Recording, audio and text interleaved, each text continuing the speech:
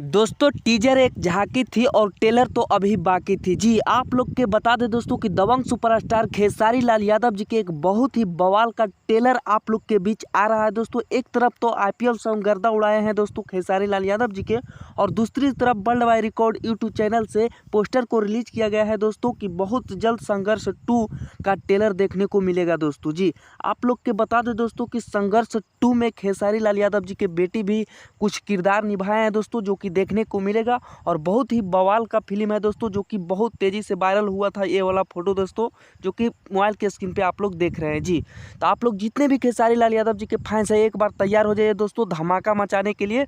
25 अप्रैल को रिलीज किया जा रहा है दोस्तों सुबह 6 बजे G world wide record YouTube channel पे। बाकी आप लोग के ये अपडेट कैसा लगा दोस्तों? अपडेट अच्छा लगा तो वीडियो को लाइक करके चैनल को सब्सक्राइब करके जुड़ जाएगा। यहाँ पे दबंग सुपरस्टार खेसारी लाल यादव जी के न्यूज़ मिलते रहता है दोस्तों। धन्यवाद दोस्तों, फिर मिलेंगे बवाल खबर के साथ।